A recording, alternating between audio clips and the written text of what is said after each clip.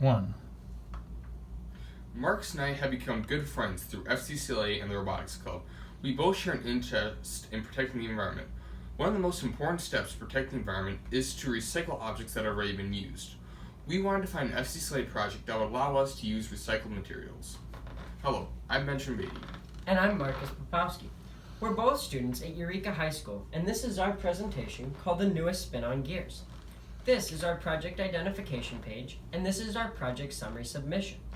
We began our project by using the FCCLA planning process, which we used throughout our project. The first thing we did was identify our concern by researching amounts of metal being thrown away versus being recycled. According to the Environmental Protection Agency, in 2017, only 33% of total metal discarded was recycled. When we started to plan our FCCLA project, we looked at Repurpose and Redesign, thinking we could create something out of used metal that would otherwise be discarded and end up in a landfill. By using our imagination and recycled materials from my grandpa's welding shop, we decided to make a table out of metal parts with a plexiglass top, thus creating an interesting project. Then we set our goals. Our first goal was to recycle old metal parts to reduce our environmental impact. Our second goal was to make a useful and adjustable table that looks appealing and is also functional. Our final goal was to create a marketing plan for our project so we can sell it as a fundraiser for our local FCCLA chapter. We began the process of building the table by looking through my grandpa's collection of metal parts to use for our table. We spent time looking for the metal parts and arranging them to create a unique, cool-looking arrangement. Once we decided on an arrangement, the next step was to bend the sprockets to match the curve of the rim spacer. While Marcus was bending the sprockets, I was practicing my welding. After the sprockets were bent, we cut the shaft that would be used to make the leg of the table. We decided to cut spacers to allow the height of the table to be adjusted, thus allowing the table to be used for various purposes.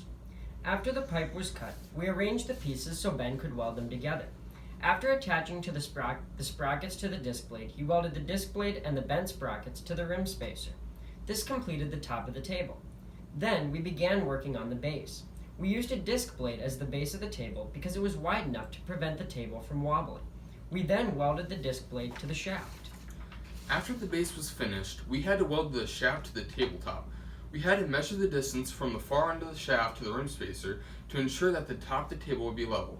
We tested the adjustability by adding the spacers to make the table taller. Next, we had to grind the welds and the sharp edges to make them smooth.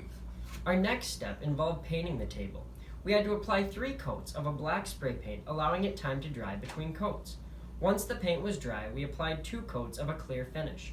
We decided not to paint the interior of the table due to the multiple colors of metal, giving our table a unique rustic look. Finally, my grandpa recommended us using Lexan instead of plexiglass because it is more scratch resistant and similar in cost. We then purchased and cut a piece of Lexan for the top of the table. Throughout this project, we learned how to bend, weld, grind, and paint metal. According to our time log, it took us 10 hours and 30 minutes to complete our unique adjustable table. This is our materials profile. We were unable to show the samples of our materials due to the weight and size of the pieces we used to design our table. The profile contains information about the content, construction, finishes, properties, performances, and the care of each item used. We used this diagram, which labels the various pieces of metal we used.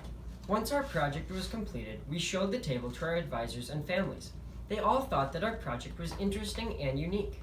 According to the cost itemization, our table cost us $60.92. We then created a marketing plan. Using information from Dwayne, we were able to estimate the cost of building these unique adjustable tables. The cost of the tables would largely depend on where we gathered our metal pieces. If we could find used metal pieces to recycle, it would cost between $75 and $200. If someone wanted us to build a table by purchasing new metal, it would cost between $175 and $275, which would make the tables quite expensive to sell. Other variable costs would include the size and design of the table, as well as any other customizable aspects that the customer requested. Overall, we enjoyed making this project. To follow up on our project, we used many skills such as time management, problem solving, improvisation, creativity, and the ability to work together efficiently while organizing this in-depth project. The skills we learned in completing this project will be useful in making future projects. While each individual project does not make a huge impact on the environment, many of these projects together can. Thank you for listening. Are there any questions?